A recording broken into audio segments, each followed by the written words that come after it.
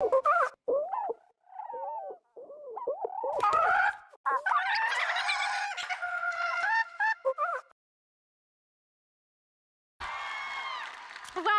Well, I'm Ashley Eckstein. I am the voice of Ahsoka Tano. And, oh, thank you. Thank you. Hi, you guys. And founder of Her Universe. And welcome to our Sisters of the Force panel. Hello. Oh, my gosh, you guys. Well, okay, so I wanted to come out first and give you a little backstory on Sisters of the Force because it has a very special meaning to me. When I first founded Her Universe in 2010, I had a mission, and my mission was to say that Star Wars is for everyone. Star Wars is not just for the men and the boys. It's not just for women and girls. It's something that we should all enjoy together. So, yes, right? And so in order to do that, I wanted to create a community where female fans felt comfortable to step into the spotlight and say, hi, I'm Ashley, I'm a girl, and I like Star Wars, and be accepted and celebrated for that. So, yes, yeah. So I wanted to call that community Sisters of the Force. But at the same time, the Clone Wars were just coming out with the Night Sisters. And after talking with Lucasfilm, we thought that that could cause some confusion, like Sisters of the Force, the Night Sisters. So instead, Lucasfilm created us this awesome symbol that you'll see up on the screen. And there it is. Yes. So Troy Alders at Lucasfilm created us this awesome symbol for our Her Universe community that we still use today. You'll see it all over our products. But I never forgot about Sisters of the Force. And so I was excited to call this panel Sisters of the Force and celebrate the women of Star Wars today. But yes, I'm so excited. But I'm not going to do that by myself. I have an amazing panelist, my fellow Sisters of the Force. So please help me welcome the voice of Hera, Vanessa Marshall. Hey. The author of Star Wars, Women in the Galaxy, Amy Ratcliffe. Yay! The voice of Padme from Star Wars: The Clone Wars, Catherine Tabor. Executive producer from Star Wars Resistance, Athena Portillo. And the voice of Tam from Star Wars Resistance, Susie McGrath. Oh my gosh, ladies. Look at this incredible audience we have today. Wow. Isn't this amazing? Awesome. Yes. Okay. So I have to tell you, actually, this started, you know what? I think the couches got switched. Let's yes, somebody go over here.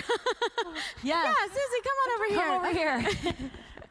All right. So the idea for this panel, we've done iterations of it at past celebrations.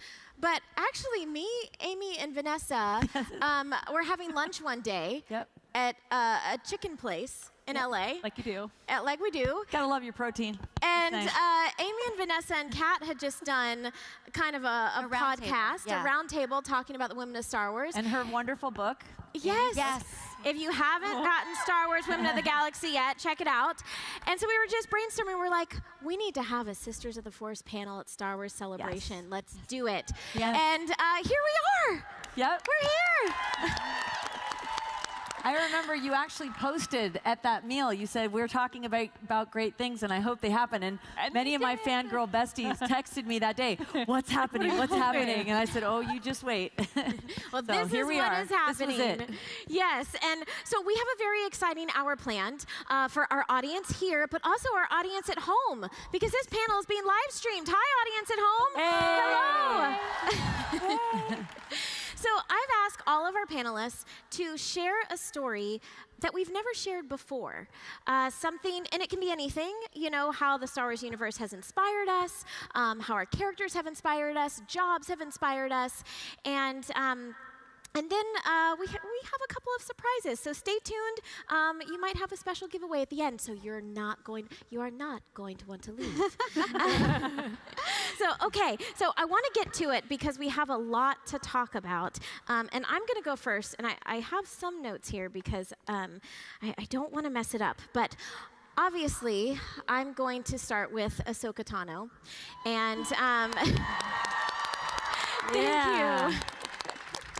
And, I also want to say, to my fellow sisters up here and hey, even in the audience, we're just having a chat today. I want this to be casual. I want this to be conversational, throw stuff out.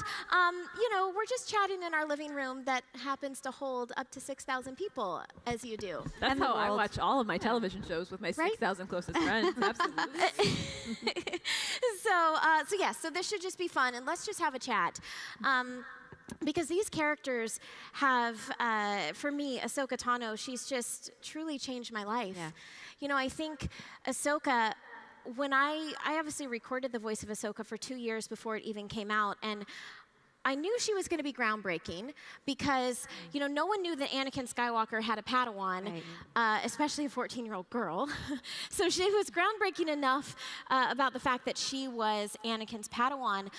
But then when people found out that she was a girl and she was the first Jedi that was a lead character in the Star Wars universe, that just sent ripples throughout the universe. It was groundbreaking. And I was so inspired by her that I kept on asking myself on a literally, regular basis when making decisions, I would ask myself, what would Ahsoka do? And as time went on, I realized that I wasn't alone. I was shocked at how many people were inspired by Ahsoka like me, especially when the season 5 finale of Clone Wars happened and Ahsoka walked away from the Jedi Order. To walk away, yes, this moment that's up on the screen, to walk away from all that you know, to walk away and have the strength to walk away alone, or to have the strength to walk away when your entire world is crumbling and it feels like everyone is against you, but you feel like you're standing up for the right thing. Yeah. That took so much strength. And I wasn't prepared for the amount of stories that I've heard over the years and from all of you about how many lives Ahsoka has saved. Truly, and I want you to know, if you share your story with me or anyone else up here, it means so much to us. You make such an impact on us. So when people come up and, there's been so many happy tears this convention. Yeah, definitely. It matters. Don't apologize. This is why we do this. So Ahsoka walked away at the end of Clone Wars. We didn't know if she survived, but thankfully she showed up at the end of season 1 of Rebels. Yeah. Yes! And we found out that Ahsoka lives. Yes, so once again, Ahsoka gave us all hope, but we have the clip. Let's go ahead and watch it. Fulcrum. Ahsoka. My name is Ahsoka Tano. Why did you come here? Because of you and your apprentice, many in this system and beyond have heard your message. You gave them hope in their darkest times. We didn't want that hope to die. So what happens now? I don't know. One chapter has closed for you, Ezra Bridger. This is a new day, a new beginning. Oh, good. I still remember when I first saw that and how much I cried. Star Wars, that happens to me frequently, if I'm being honest. Yeah. I'm sure I'm not alone. But that was such an incredible thing to see her return. Yeah, I was there. I read it on the page. I knew it was going to happen. When that moment happened live on television, I leapt up and I screamed and I danced all over my house. That's how thrilled I was. I was like, yeah! Like, we won everything. Sorry. I just wanted to say too, because being with Ashley and Ahsoka from the beginning, in the very beginning, like what you were saying, and she was so new, it was hard, and people at first didn't know what to make of it, and so to see Ahsoka be so loved and accepted, and the redemption of that is just like it's amazing. It in and of itself is such a great story. Well, I will tell you, I care so deeply about Ahsoka that yes, the tears flow on a regular basis. Whenever I go into the studio, even now when we're recording some new episodes, there are, she just, all of our characters, everything we do for the franchise means so much to us. And yes, we're all very emotional. And I too cried when I watched that episode. Woo. It's beautiful because you just see the woman that we kind of left behind there, and then the woman that she becomes. Yeah. That just fills you up, So. Well, it's actually interesting you say that, because that's what I was just going to say. Ahsoka showed up in Rebels, and she's a warrior. Mm-hmm. Oh my gosh, like she just kicks butt, whether it's, fighting the Seventh Sister or epically fighting Darth Vader, where she says, yeah. She's like, I'm no Jedi. So I think Ahsoka throughout Rebels, that's where I really, I just strive so hard on a daily basis to be a real life version of Ahsoka. And I literally every day ask myself, what would Ahsoka do? But I think the key word for me is I strive to be like Ahsoka. But I actually know a real life Ahsoka. And I want you guys to meet her too. So, okay, I'm gonna try to get through this. There were supposed to be tissues up on this. Uh-oh. We'll get them. Okay. So, meet Miranda. This is Miranda.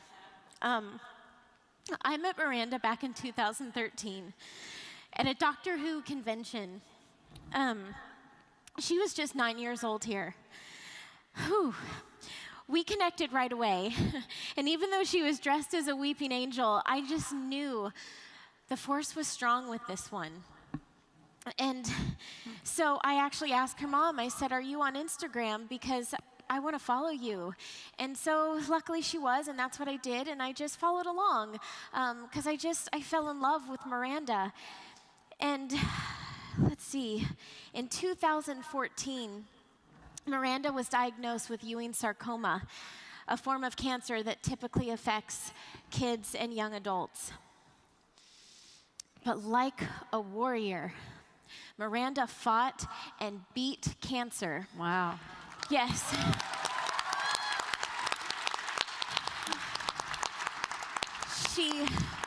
She fought and beat cancer for the first time. But then, like a warrior, Miranda fought and beat cancer for the second time.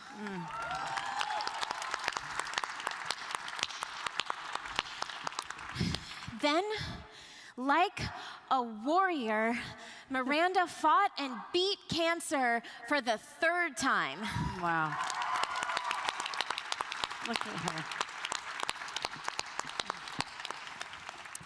Now, Miranda is 15, and she is fighting, and she is going to beat cancer for the fourth time. Yeah. She is fighting it. Miranda just got out of the hospital. She was in the hospital for 35 days straight. And I want to read you this update from her parents that they posted on social media.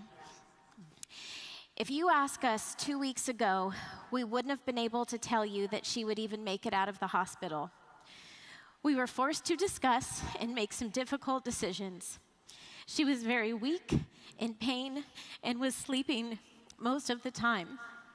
And we were told to prepare ourselves. Her doctor talked to her to explain what could happen and wanted to make sure we followed her wishes. Her answer, I want to keep fighting.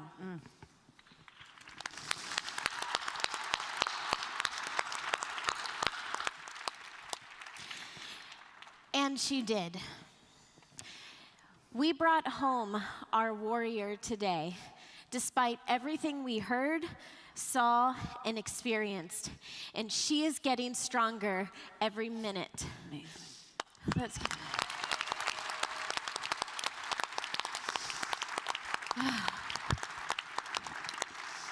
Oh man. Yeah. You got this. That was gonna be strong for her.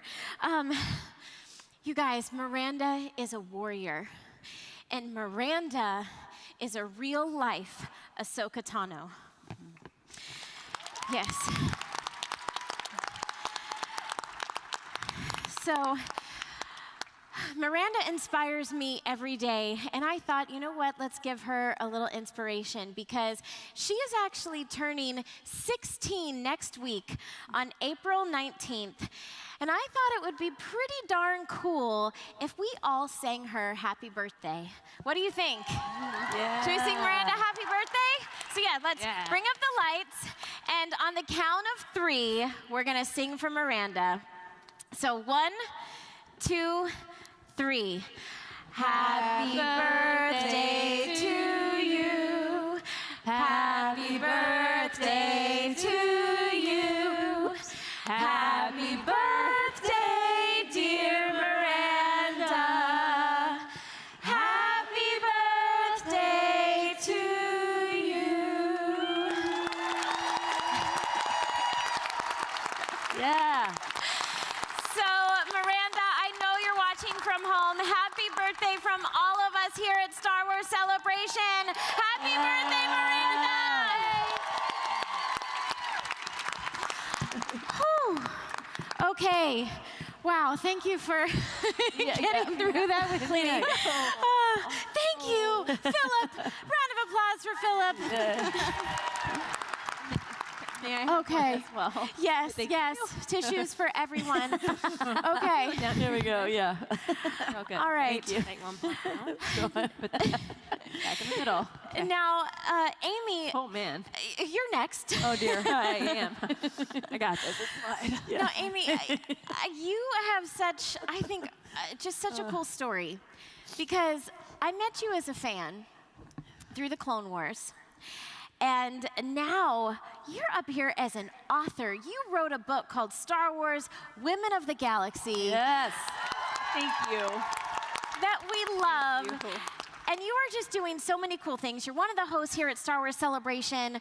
Tell us about your journey. Oh, absolutely. Ashley is someone I met back in Clone Wars. Star Wars helped me figure out what I wanted to be when I grew up, and I was well into adulthood, so it's never too late. And it was just through talking about Clone Wars and connecting with fellow fans online, especially fellow fangirls, and that's when I'm like, oh, writing. This is it. Writing about the things I'm passionate about. And Clone Wars and Ahsoka inspired that. And like furthermore, Ashley, you really helped me when I was starting out and helped me make some connections with Lucasfilm, and so I could cover Clone Wars events as media. And I don't know, that was like in 2009, 10-ish. You had just were just starting her universe, and it's been a journey, and I can't believe from where I started how am I here? Am I really here? I don't know. You know what, though? Someone once gave me the advice. They said, if someone opens a door for you, it's okay. Walk through it, but you have to be the one to walk through it. And so I had just an opportunity to get you on the press line, but you were the one that walked through the door, and you did all of the hard work to get here today. Thank you. Thank you. And I'm so honored, and from starting there, I started my own blog, and that's where I put a lot of writing, and then slowly but surely I built up paying work for writing for sites like IGN and Nerdist, and then eventually I was able to write full time, and that led to writing Star Wars Women of the Galaxy. Amazing. And if you haven't heard about the book, it's about 75 female characters in Star Wars.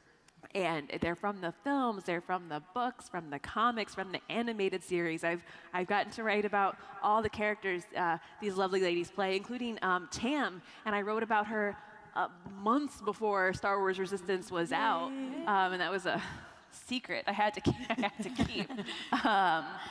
And it's just, and then there are illustrations. We had 18 female and non-binary artists work to create art of these characters so you see them like you've never seen them before.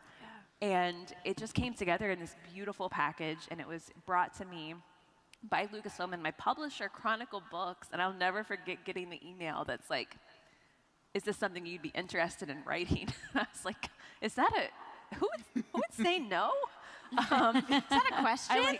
I closed my laptop because I didn't really believe it. And I'm like, maybe this is a trick. I don't know.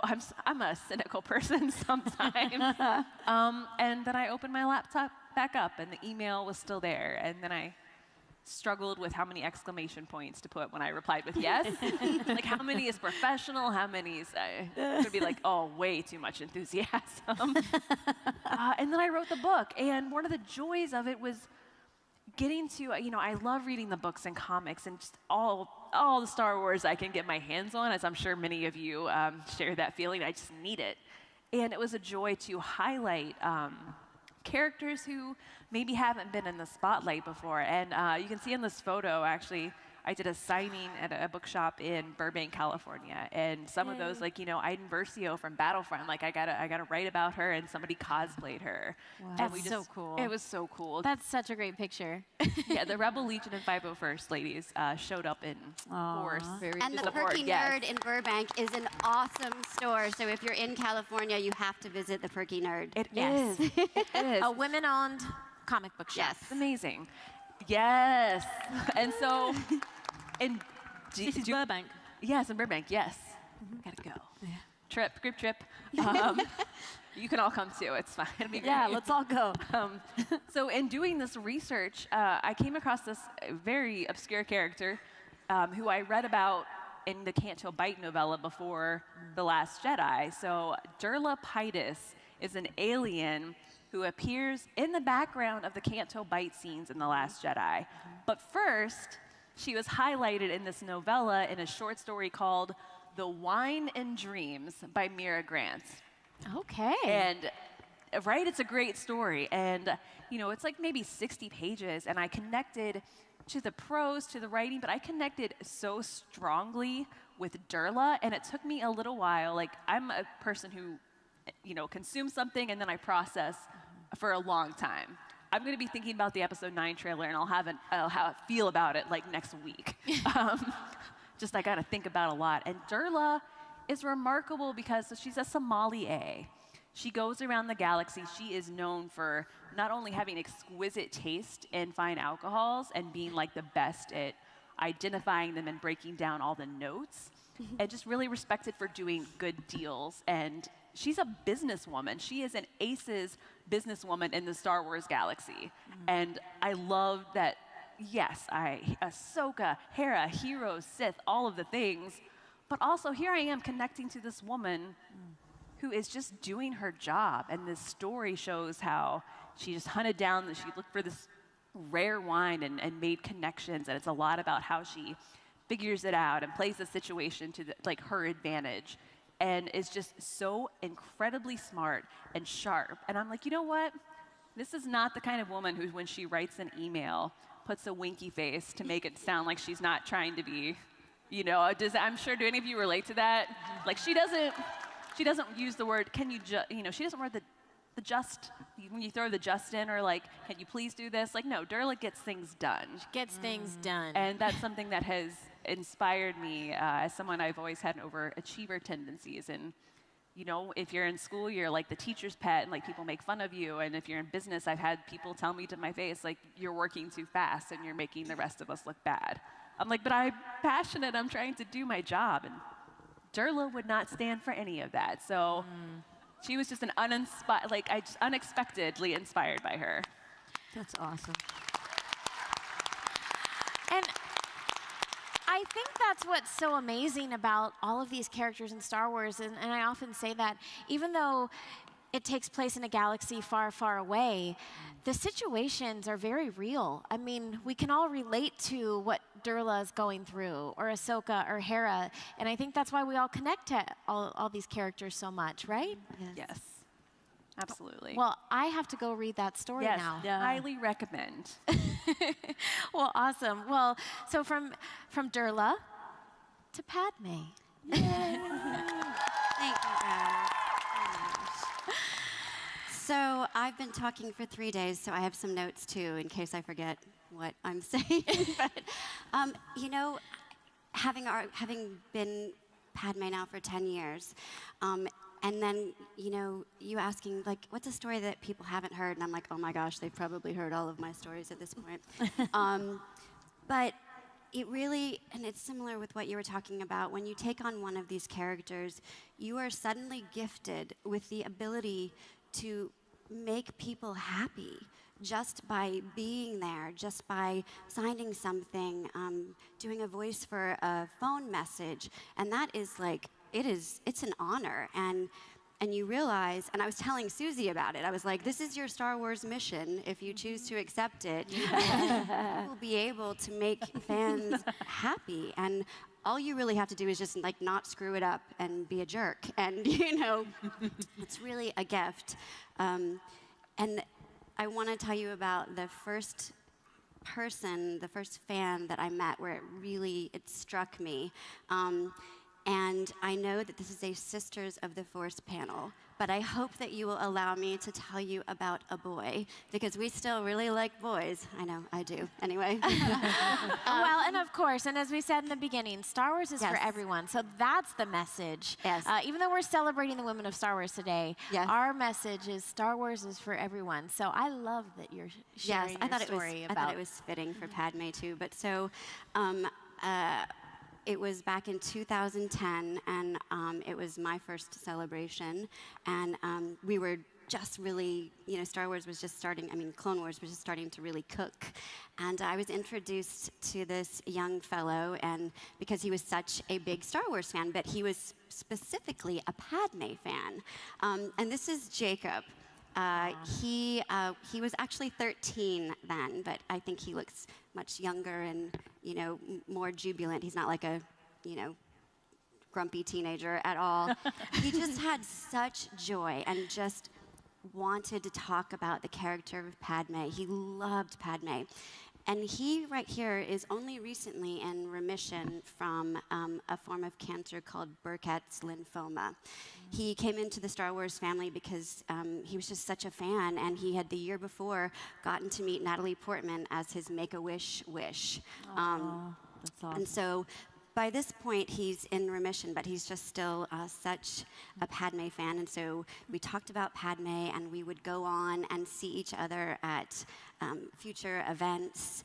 And when I'd gotten home, his parents had done this amazing online journal about Jacob's journey, and it was for their own experiences, but also to help other families who were dealing with sick children. And Star Wars was just laced throughout it, from playing the Lego Star Wars game, dressing up in Star Wars costumes for Halloween, and when the Clone Wars movie was coming out, they waited to go to a theater in the morning when it wasn't crowded because of his immune system. So just knowing that, how much it meant to him, I was like, wow, we have a gift working in this universe and being able to be a part of it, because it brings people so much joy. Now, I knew why I loved Padme, but I wondered why this boy who had all these characters to choose from, why he loved her so much. And so I asked Jacob, and here is what he said. A quality I love about Padme is how she always deals with her problems head on. She was always ready to get in on the action and fight her own battles, even though she was a senator or a queen in episode 1. And most others wouldn't in her situation. I also liked how despite whatever trouble she got herself into, she was always able to get herself out as well. So I guess you could say that I admire her courage and resourcefulness, 2 traits she passed on to her daughter. Let's take a look at some of that. Better watch out. There's a Jedi on on the loose. Uh-oh. You know you will soon be destroyed. I can't tell you how many times I've seen battle droids sliced in half by a lone Jedi. Quiet, you. All right, cut the chatter. I want you troops to go outside and secure the perimeter. You made it! I'm rescued at last. Hurry before the battle droids figure out what's happening. Quiet in there. Thank you. Let's get out of here, Master Jedi. Jedi? There's no Jedi in here. Wait, there's no prisoner in here. How did she do that? Where's the alarm button?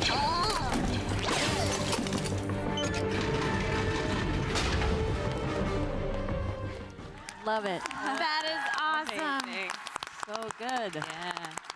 So I love what Jacob is saying because Padme's not a Jedi, and she's not a warrior, but she is a fighter, and I love that. And what I love about Padme is that she is a fighter for the truth and the light, and I just find that to be such a good reminder for me personally too. You know, like we can get all caught up in our lives and you know, stuff that we're angry about, but there really is. It's great to use your fight, your energy, and your time for something good. And you know, Padme does that all throughout the saga. In E.K. Johnson's book, Queen Shadow, which I highly recommend. Yay. She shows Padme continuing on to fight for the good of others and using her own resources. And I just think that that's something that I admire. And the fact that Jacob beat cancer, fought as well. And then that's what he admires about this character too, that she's a fighter for the good out there, for the light side. And even though not all stories turn out the way that we want them to, like Padme's did not, although I still have hope that it was maybe not her in the funeral procession, and it could have been a decoy.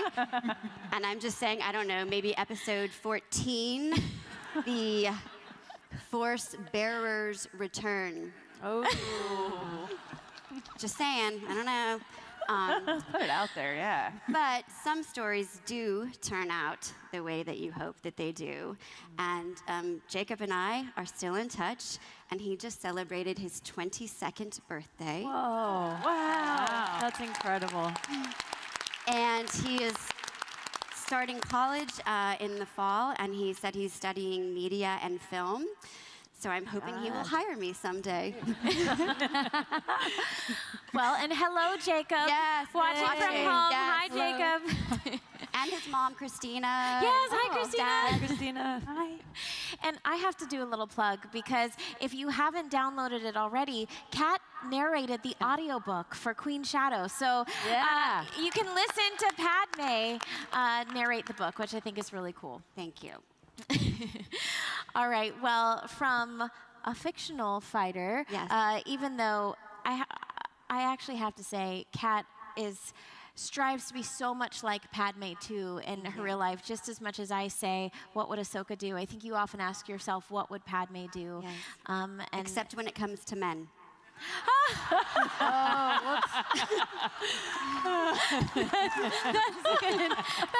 Brilliant. that's a good point. I think you could give her some pointers. True. Although he was cute. I mean, Yeah. You're not wrong. Yeah. So. All right. Well, let's go to Athena, because Athena, you are a real life fighter. Yes, woo! I have to say, we have the joy to watch Athena work from time to time, and you're just like a mad scientist in there, like getting these episodes made and getting things done and refining the budgets. And I've seen you on phone calls, and you're just such an inspiration. Thank you. Tell us about what you do, because if you don't know of Athena yet, which you probably do because she's in lots of awesome videos and for Star Wars Resistance recently, but man, she is a force. Thank you, Ashley. You know, what I just realized while you were all talking is I'm actually in the writers' conference when Filoni decides what your stories are. Oh. Before you even get an opportunity to read the scripts and actually voice act them, so I get to know first. Well, my introduction to Star Wars started in 1977 when I was 5 years old and my dad took me and my sister to see Star Wars: A New Hope at the Coronet in Geary Street in San Francisco. The image that always sticks with me is the first time, and I'm sure you all resonate with this, the first time you see the Star Destroyer at that top edge of the screen. That changed my life forever. And I know that sounds silly to say because I got intrigued. I was sucked into a space opera that lasted 2 hours, and that was at the age of 5. And then when The Empire Strikes Back came out, I remember once again being in line for 2 hours with my dad and my sister Vanessa, waiting, get the tickets, go in, and this is the first time I actually developed a crush on someone. It was on Luke Skywalker. Woo! What's funny is my crush was Luke Skywalker, and my sister's crush was Han Solo. And my sister's like, what is it about Luke Skywalker? You know, why him? I'm like, because he's a Jedi and he wears black. He's like awesome. Like he eventually, right, he will be. But it was also the fact that he was just so vulnerable too. So you see that vulnerable side of him in Empire, and then you suddenly see him like being the Jedi that he is in Return of the Jedi. So then we go to 1995. I'm at San Francisco State University studying journalism. It was my last semester. And I was like, oh gosh, you know what? I'm supposed to be fulfilling some credits for an internship. Let's see what we have here. Well, in the hallways, I found an internship for Lucasfilm. And I was like, are you kidding me? Like, is this really happening? And in my heart, I didn't think I would ever get it. So there was like 5 of us that were submitting for the internship. But I was the one that waited till the last minute to submit it to the post office at 4 p.m. at the cutoff, because I knew in my heart I would not get the internship. I don't know why. But I actually ended up getting the phone call to come in for the interview. I was 45 minutes late to the interview, which I'm sure my coworkers in the audience are thinking, you late? But I was, because I got lost. This was at a time where we didn't have cell phones, and I wasn't like looking at GPS or anything, right? Because I didn't have that. So I was going up Lucas Valley Road. I passed the Big Rock, and I was like, okay, I'm totally lost. So I turned back around, went back down the road, went to a payphone, called, and they're like, you were just 5 minutes away. Because I'm like, but I didn't see anything. Well, we're hidden. We're not going to like say it's Lucasfilm. Well, I showed up and I walked in and I looked at Stacy Charagotis, who was the one that interviewed me, and I said, I'm so sorry, I'm late. And then she goes, yeah, we already gave the job to someone else because you were late. And I'm like, I'm so sorry. She goes, I'm just kidding. She's like, everybody's late whenever it's the first time coming to the ranch.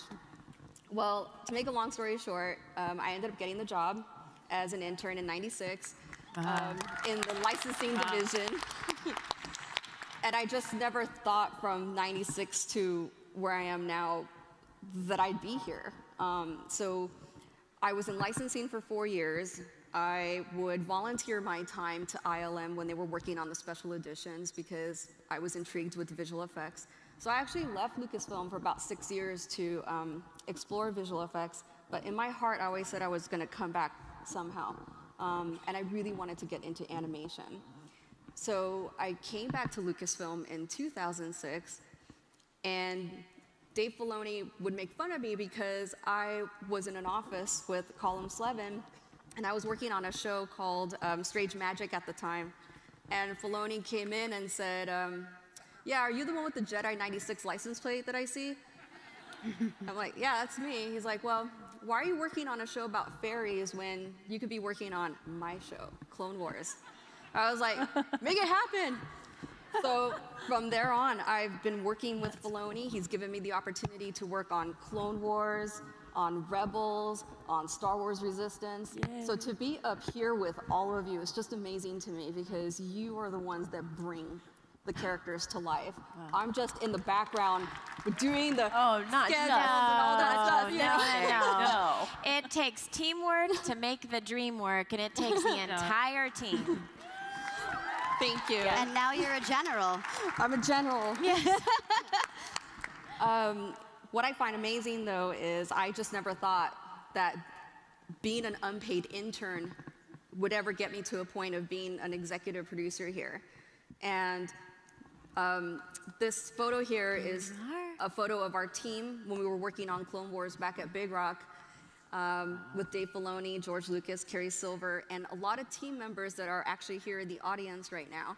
And at this time, I was a line producer on the show. And what I love most about my job is the fact that now I have the opportunity to give others internships, PA positions, coordinator positions, manager positions. I get to mentor them. They get to grow, and I get to put them in departments that they've always been wanting to be a part of. So as an example, some of the coordinators I've worked with, they moved on to animation coordination, story and layout coordination, lighting and effects coordination. They've been promoted to production managers, producers, and it just makes me feel good knowing that I've had an opportunity to mentor them, and that's what makes me really happy. Paying it forward is like, that's tremendous that you do that. I think that's, like when you're in a position, like that's amazing. And you get to give actors jobs too, you know, and creating, you know, this opportunity for people like me. So, thank you so much. Thank you. Yeah, thank It's you. been great. Yeah. Yeah.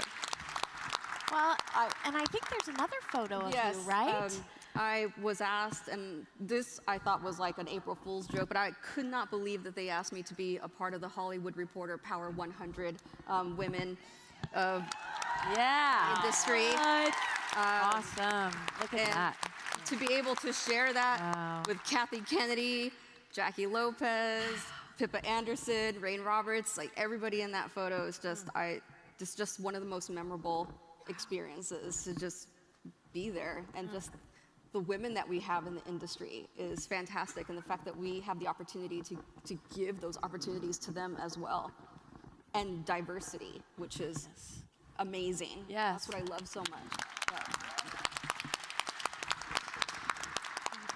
Well, Athena, thank you for all you do, because you are definitely responsible for all of, I mean, partly responsible for what we all do. These shows wouldn't be possible without you and your team, so thank you. Thank you so much. Thank you. Now, Susie, we are so excited to have you here and to be one of our new fellow Sisters of the Force. Give Susie a huge welcome to her first Star Wars celebration. Welcome. Thank you so much for having me. And like, I just feel so honored to be here and to be among such fierce human beings, you know, on the stage and in the audience. Yeah. And so it's a dream come true. And as you all know, I am new to the Star Wars family. So in the spirit of like kind of getting to know one another, I wanted to share a personal story, if that's okay. Yes. And it's about my journey of finding my voice and overcoming a speech impediment, which is a little bit ironic for a voice actor, right? So I was about 11 years old. Just at that time when you go from primary school to secondary school, so I believe just around this time. So I was going into high school, what they would say in the States, and it's a crucial time in a person's development, because you have to start making new friends, finding out where you fit in and your kind of identity, and I just developed this stutter, and it just really got in the way. And I remember just going to say things and it just wouldn't come out. So my brain would, you know, think of the thought, and then I would go to speak and it would not come out. And I would kind of stand there and be spluttering and making like these weird, awkward sounds. And I kind of got into this pattern of like tapping my leg, and then it would just blurt out. And just being filled with dread and like kind of like vulnerability and embarrassment of, just like not being able to communicate as you actually want to. I remember I used to like have to get my mum to call my friends, because back in those days, we didn't have mobile phones. So there's my siblings. I'm the youngest, and I think being the youngest was a big part of the stutter anyway, just kind of having to fight to speak, I guess. Yeah, so I used to have my mom had to make phone calls for me. I would dread being asked questions in class. So it was a big part of my growing up. And I did have speech therapy, but just for a short amount of time. And I had the stutter for many, many years, and we never really got to the bottom of it, but I basically, just through persistence and just the will of just wanting to be able to communicate as I, formed my thoughts, I kind of have overcome it, and I'm happy to be sat here today and able to talk to you all. Yes. That's awesome. Well done. Yeah, and thank you. And had you have ever, have told that young girl back then that she would, be an actor, or be a voice actor, or be, a character in Star Wars? That's just like, wow. I just would never, ever have thought that that would ever be possible. Yeah. And yeah, so that's one of the big things that I love about Tam is that she's a dreamer, and that I'm a dreamer too, and she's awesome, right? Yeah. Awesome. So yes. for me, it's what I want to kind of offer you by sharing my story is that I just never give up.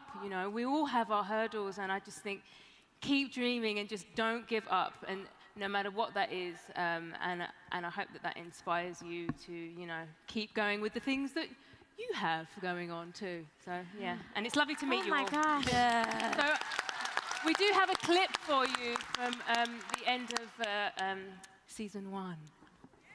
Of Tam finding her voice too.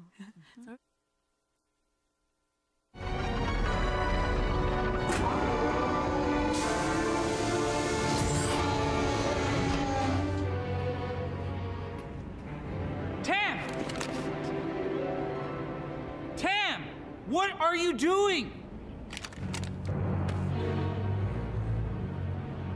Getting away from you and Yiga. How could you do this, Kaz? Everything you told me was a lie. No!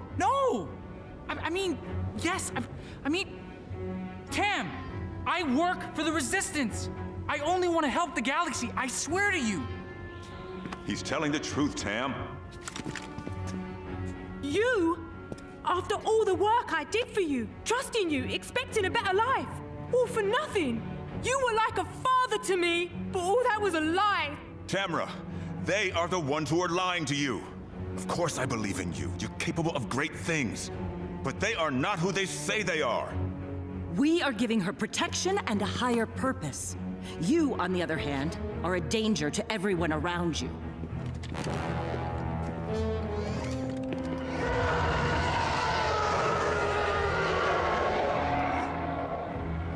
Yeah. Woo! Thank you. Bravo. Susie, thank you for sharing your story. Thank you. I think it's so brave. And I challenged everyone to share a story that they had never told before. And Susie said, you know what? I've got one. Is it okay if I share that? And thank you. You've inspired me so much today. Well, it's honestly something that I never tell people because it's the kind of thing that you just want to remain in the past. But I figured, we're here to get to know one another. Yeah. And Yeah. So, yeah. We're just in our living room chatting. Yeah. Thank you.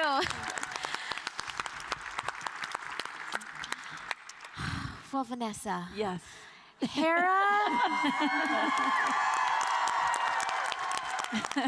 Hera is awesome. Hera has inspired me and so many others out there. And a lot of it is because of you, too. You, in many ways, are like Hera. So tell us about your journey. Well, I'll tell you about my journey. I first just want to say Tia Sarkar wishes she could be here today. Unfortunately, she had another panel and a conflict and wasn't able to join us, but she wanted me to make sure that you know how much she loves you and sends her love and light and wishes she could be here. So I'll let you know that. And yeah, playing Hera has had a massive impact on me and her values, her focus, and her humor. But there are 3 moments that stand out for me. And one is when she tells Ezra, we have hope that things will get better, and they will. And when she said that, it gave me hope. And later when she says, or actually it's before she says, if all you do is fight for your own life, then your own life is worth nothing. She inspired me to fight for others who need it, wherever they are, and I seek them out, and I do. I stand up for people, and that really has been so inspiring to me. And then also, there was a moment when Hera loses her Kalikori, her family totem, to Thrawn, and there's a scene that I have here that I'd love for you to see, and I'll talk about that. I have learned not to underestimate you. Fortunately, the Empire has not. At least not yet. I'm sorry about the Kalikori, Hera. I thought I needed it to keep my mother's memory alive, but I have you. I have my father, and I'm surrounded by my family every day. As long as we hold on to that, she'll live on. Yeah. Yeah. And it's interesting to me, that was such a beautiful moment that pointed out that sometimes our chosen family can be stronger than blood. And my coming into this Star Wars family, and I'm honored to be up here today, I found my family in my Ghost crew, my fellow castmates, but also I want to give a shout out to the Star Wars fans. And yeah, I could tell you countless stories.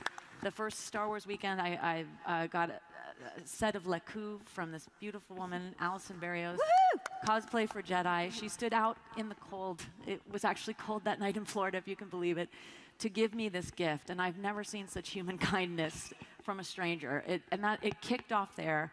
Recently, I had a fan give me a Kalikori that he made. He was a Kanan. He cosplays as Kanan, and he came into a photo op with a Kalikori. I lost my mind. Like, oh, this is gonna be a great shot. This is me in the photo. You know. You know, there have been a billion other stories being made. An honorary member of the Rebel Legion, of the Mandalorian Mercs, of the 501st. You know, I have family all over the world today as a part of, you know, getting this role of Hera, and it's just impacted me so hugely. And there's one fan that I wanted to talk about today. I didn't know what exactly to say today. And I thought of Darth McKenna. I don't know if you guys know her. I met Darth McKenna back at Star Wars Weekends in 2014, and we became friends on Twitter, and she told me that Ashley inspired her to, you know, to be her dream, to flaunt her dream. I mean, she's just living her dream right there. And I grew up, I was such a shy kid, and I could never do this. You know, my fandom was so, such like a sacred, quiet thing, but she inspired me to just live out loud and be who you are. And I never forgot her, and we've stayed in touch. And I did an article, there she is with her brother Aiden, and I did an article for her in the Star Wars Insider. So I didn't want to talk about her today because I've already told her story. But recently I ran into her at a convention, and she seemed different. And I wasn't sure, it just, that the light was gone, and I worried about her. And so much that I can't, there she is, look at her, how cute. I emailed her mom and I said, your daughter's on my heart, and I just want to make sure everything's okay. And what I found out is that she had been bullied in school, and that it had had a horrible impact. And it broke my heart. It broke my heart that she was having depression, and just that there, you know, words matter, and how we treat each other matters. And at 11 years old, that she was experiencing so much pain broke my heart, and it just came to me in a flash. And I realized that I wanted her to come here today. And I'm going to bring her out on stage. And ladies and gentlemen, this is Darth McKenna.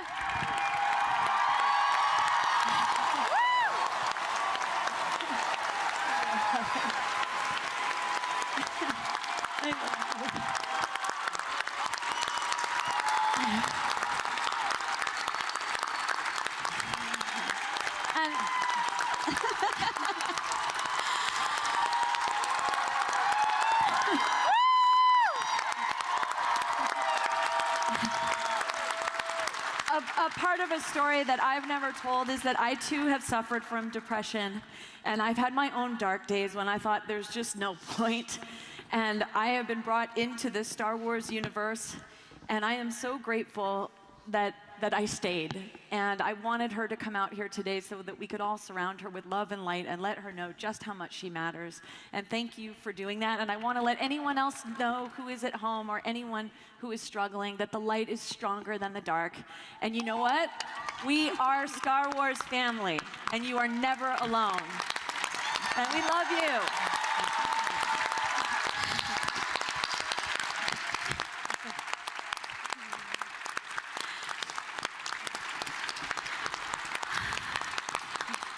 Oh my gosh, I need another tissue.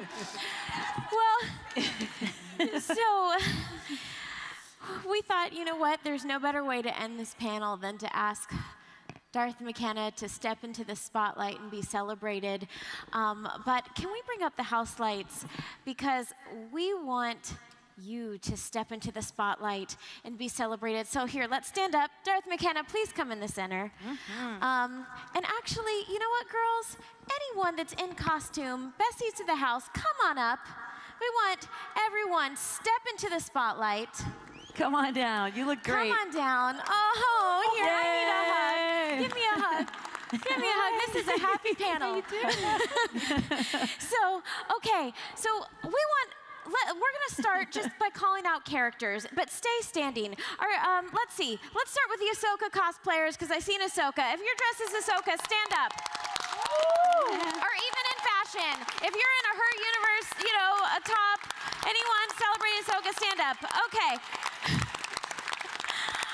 Yes, guys too. Ahsoka lives. All right.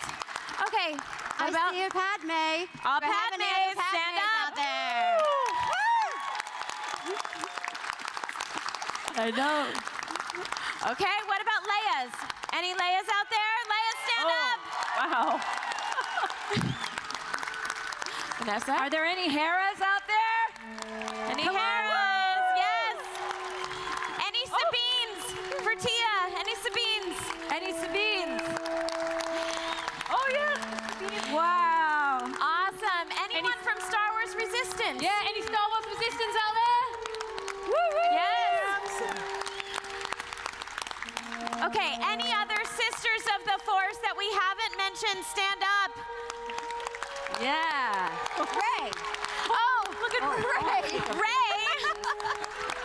Please, take a all the picture of Rays this. stand up. It's so good. I Yeah. want to take a picture. And this kind of looks familiar. This is Skya, right? Now, Skya, what Ray costume is this? In Episode 9, Ray. How did you get that done? Oh my gosh. What about Rose? Any Roses stand up? Yes. Rose Tico, yes. All right, well, a huge round of applause for all of our Star Wars fans and our Sisters of the Force here today. Now, one final surprise for you. I mentioned a giveaway. You all got one of these cards when you walked in.